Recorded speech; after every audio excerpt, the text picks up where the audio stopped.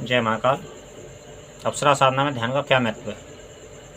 तो मित्रों, इस बात को मैं कह दूं कि सबसे पहली बात तो यह समझ लो कि ध्यान एक ऐसी चीज़ है कि ध्यान किसी भी साधना में हो, सभी साधना में ध्यान की आवश्यकता होती है।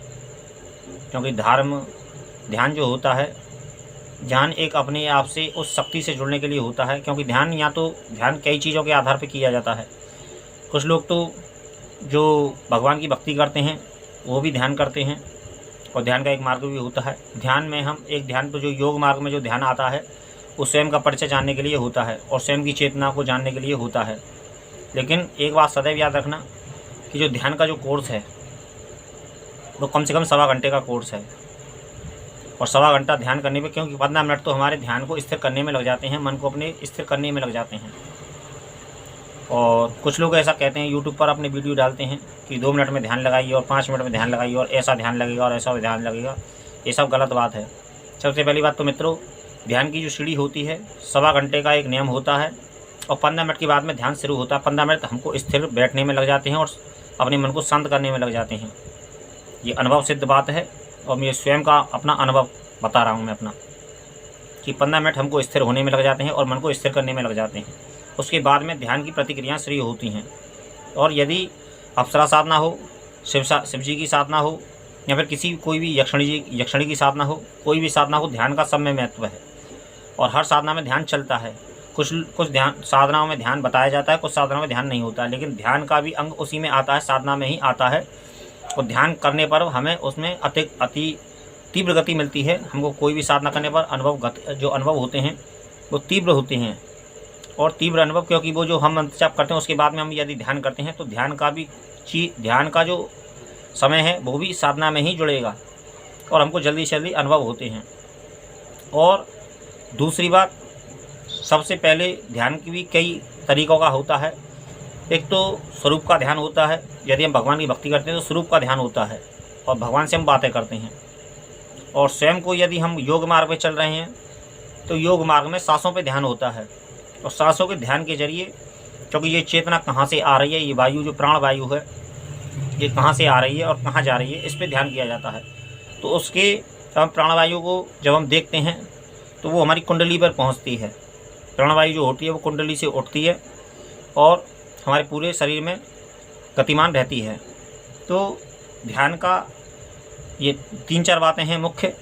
सबसे पहली बात तो जो ध्यान का जो क्रम घटित होता है वो 15 मिनट के बाद में शुरू होता है। 15 मिनट हमको इससे बैठने में लगते हैं। और दूसरी बात कि हर साधना में ध्यान का महत्व है।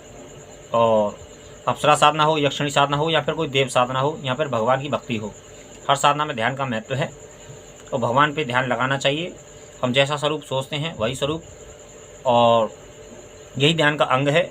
और ध्यान का हर साधना में हर साधना में महत्व होता है। और ध्यान से हमें बहुत लाभ भी मिलता है।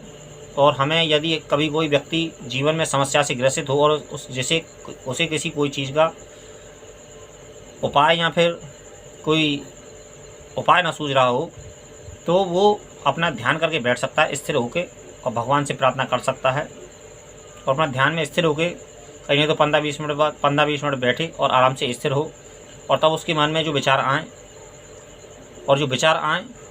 उन पे अपनी समझिए उन विचारों को कि विचार कहाँ से आ रहे हैं। क्योंकि विचार परमात्मा की तरफ से आते हैं। जब हम भगवान से मदद मांगते हैं कोई भी ध्यान में, और ध्यान में हम किसी भी शक्ति से मदद मांग सकते हैं। ऐसी कोई बात नहीं कि भगवान से हम मदद मांग सकते हैं। जिसे आप अपना समझते हो उससे आप मदद मांग सकते हैं। और हम जब ध्यान करते हैं और ध्यान लगाते हैं और स्थिर होकर बैठते हैं और विचार विमर्श करते हैं अपने आत्मा से, परमात्मा से, तो हमें उसका सलूशन मिलता है और उसका समाधान भी मिलता है।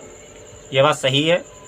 लेकिन कुछ लोग इस चीज़ को समझते नहीं हैं, क्योंकि कुछ लोग भगवान की तरफ बढ़ना ही नहीं चाहते हैं। तो उन लोगों के विषय में कुछ कहा नहीं जा सकता है। तो मैं यही कहूँगा कि ध्यान का अपने आप में बहुत महत्व है और ध्यान को एक समझने की ज़रूरत होती है। क्योंकि ध्यान से बहुत कुछ हमें ऊर्जा प्राप्त होती है। यदि हम निरंतर ध्यान करें तो ध्यान से हमें बहुत ऊर्जा प्राप्त होती है और एक पॉजिटिव एनर्जी बनती है हमारे अंदर।